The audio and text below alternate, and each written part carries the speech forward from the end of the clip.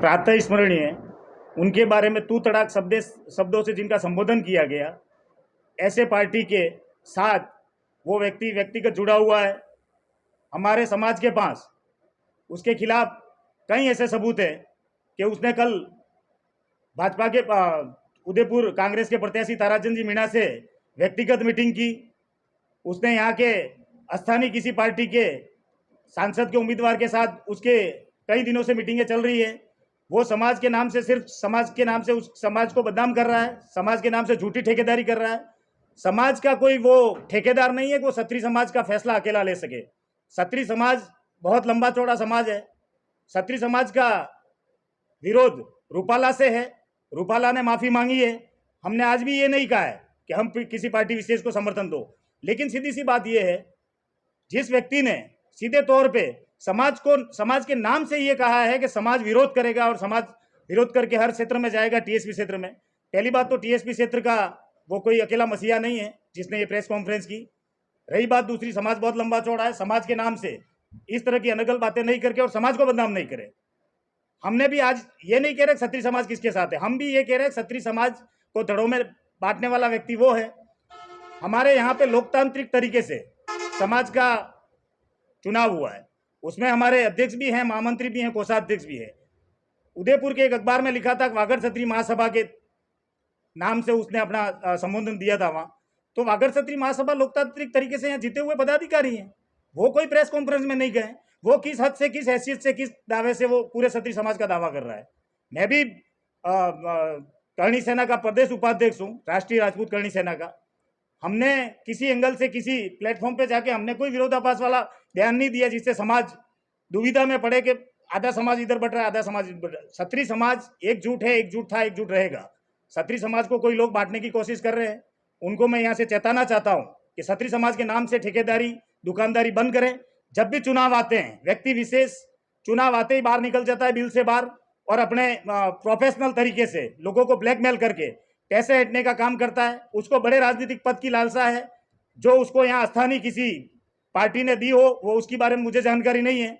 लेकिन किसी लोकसभा प्रत्याशी के साथ मीटिंग करके समाज का सौदा करे, समाज का सौदागर बने, वो हम कतई बर्दाश्त नहीं करेंगे। सामाजिक संगठन बना के यहाँ के लोगों की मांगों की 100% मांगे पूरी की है।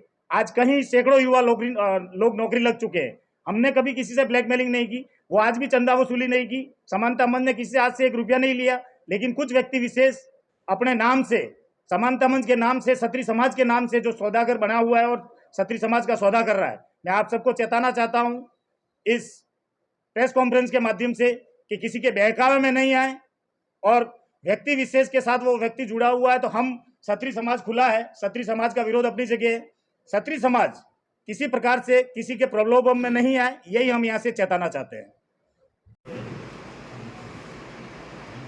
कल उदयपुर या चित्तौड़ में व्यक्ति विशेष ने 4 लोगों के बीच में कोई प्रेस कॉन्फ्रेंस करके पूरे क्षत्रिय समाज का ठेका लेने का बताया।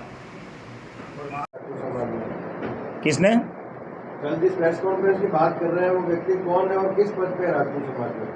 आज के अखबारों में और ग्रुपों में लंबी चौड़ी बातें, मैं किसी व्यक्ति विशेष का नाम नहीं लूंगा, क्योंकि जो व्यक्ति विशेष है वो दुनिया को पता है। प्रेस कॉन्फ्रेंस के माध्यम से उसको ये सूचना मिल जाएगी।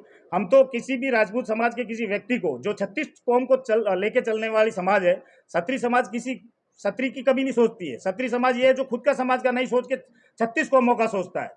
और वो व्यक्ति विशेष अपनी दुकानदारी, अपनी अलमारियां भरने के लिए ये सब धंधे कर रहा है, सौदा कर रहा है और पार्टियों के साथ मीटिंगें कर रहा है और ये सब समाज का सौदा कर रहा है, जो हम कतई बर्दाश्त नहीं करेंगे। समाज को 2 धड़ों में बांटने का काम कर रहा है, जो हम कभी बर्दाश्त नहीं करेंगे।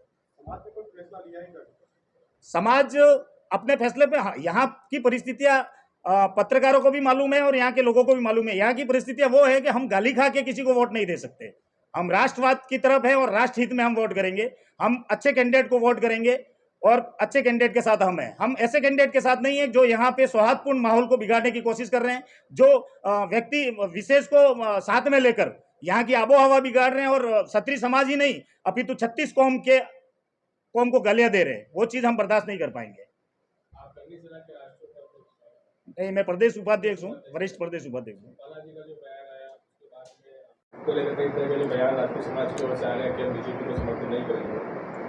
एसपी क्षेत्र में खासकर बुजुर्गों को वर्षा लोकसभा सीट है, वहाँ पर क्या रुख रहने वाला है? क्षत्रिय समाज एकजुट था, एकजुट रहेगा। क्षत्रिय समाज के किसी भी हमारी क्षत्रियाणियों को या क्षत्रिय समाज को किसी ने गाली दी है, हम आज का उसका पुरजोर विरोध करते हैं। लेकिन क्षत्रिय समाज का एक इतिहास से बना हुआ है कि क्षत्रिय समाज माफ करने की कला में निपुण है। क्षत्रिय समाज माफ करना जानता है। अगर रूपाला जी ने 10-10 बार माफी मांगी है, हमने ये नहीं कहा क्षत्रिय समाज ने माफ कर दिया है, लेकिन उन रूपाला जी ने माफी मांगी है, इसलिए हम स्पष्ट रूप से कह रहे हैं कि रूपाला जी का हम विरोध गुजरात में करेंगे, लेकिन राजस्थान में हमारा इस क्षेत्र में कोई विरोध नहीं है। इस क्षेत्र में विरोध नहीं होने का कारण यहाँ की आबोहवा, यहाँ की परिस्थितियां कुछ और है।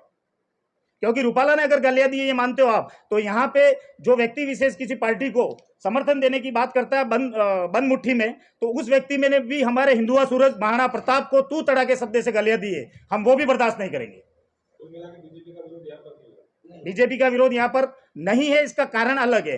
क्योंकि यहाँ पे जो कैंडिडेट लड़ रहे हैं उसमें एक कैंडिडेट जो यहाँ पे लोग भारी बता रहे हैं वो भारी नहीं है, लेकिन उस कैंडिडेट के पार्टी वालों ने हमारे हिंदुआ सूरज महाराणा प्रताप को मंच से तू तड़ाक शब्द से गालियां दी है। हम जब तक वो माफी नहीं मांगे और उसका हमारे पास निराकरण नहीं आए, तब तक हम उनके बारे में तो कतई सोच ही नहीं सकते हैं।